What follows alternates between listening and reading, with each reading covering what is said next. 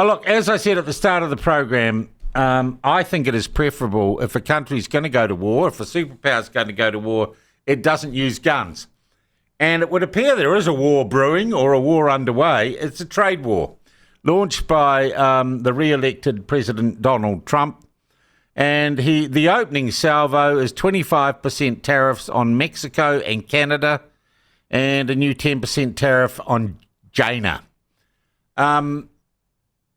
What are the implications for New Zealand? What are the implications for the war? Whether or not a trade war is better than a shooting war.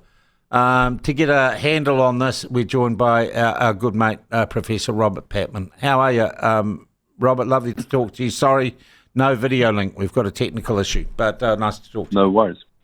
Good morning, Sean. All right. Is this a trade war? Is it the beginning of a trade war, do you reckon?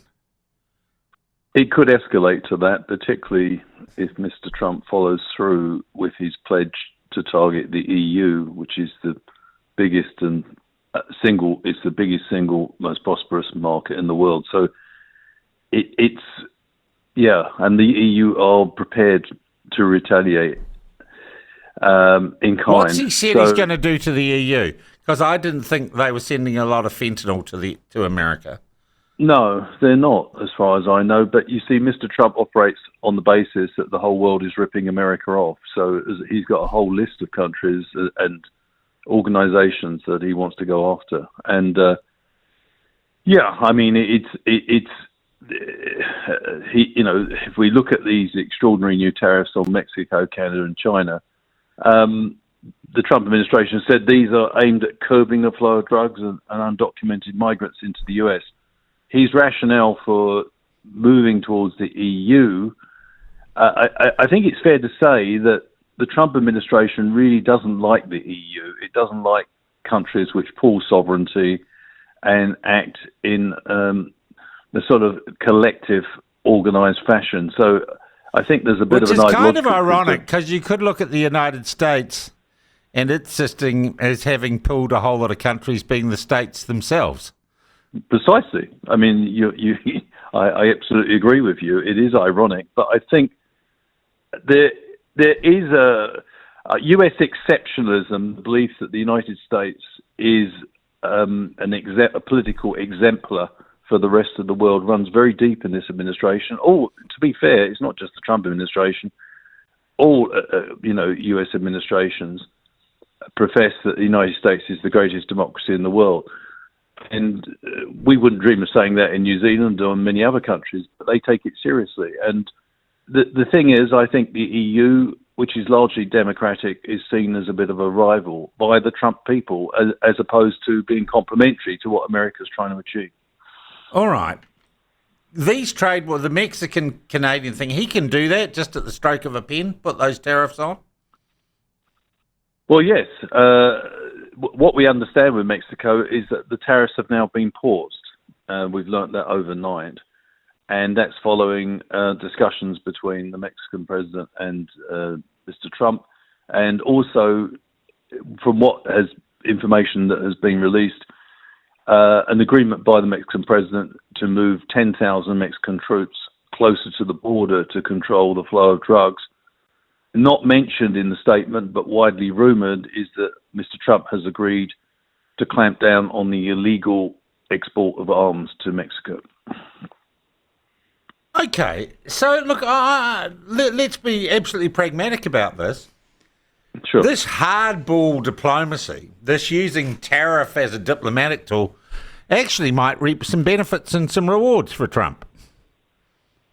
In the short term, I think it will, but there is real risk for... he's risking a lot. Remember, he inherited the strongest economy in the world. America's economy has been, very, very strong, and it risks these actions. Mr. Trump keeps saying that tariffs, which he said are the most beautiful word in the dictionary, they're not just directed at foreigners. They affect American companies which need to import products to sell in the American market, which means Mr. Trump is substantially risking price increases for American consumers Right, so on a range of products.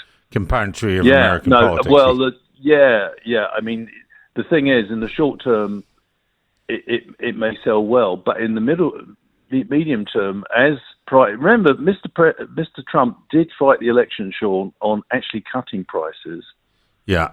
And also curbing inflation. Now, he risked going in a different direction here of actually stimulating price rises and also fueling inflation. So America has done very nicely out of a free trade global regime. So they've never quite really embraced it, have they? No, they haven't embraced it as much. America, as I say, because it's got. I mean, I can remember for the last, since I've been covering trade politics, behind the scenes, off the record, every New Zealand trade rep says, and our dairy products, and then you hit the cheese lobby in Wisconsin and you're stuffed. Or the carpet manufacturers, I don't know, in Milwaukee, and you're just stuffed. Yeah, but you're right, Sean, but there is a difference this time. You're absolutely right to say that previous administrations have been lukewarm in some degree about free trade, particularly if it disadvantaged US producers. I remember, and you probably do as well, in late 90s, Clinton suddenly placed a ban on the import of New Zealand and Australian lamb because it was hurting. Yeah. But the American Europeans farmers are just as bad. They're just as protectionist, Robert. But the good news is, I agree with you, they are. But the good news was New Zealand won that dispute through the WTO, the World Trade Organization. And unfortunately, both the Trump administration and the Biden administration have sought to undermine that organization. So what Mr. Trump is trying to do is going one step further. Yeah.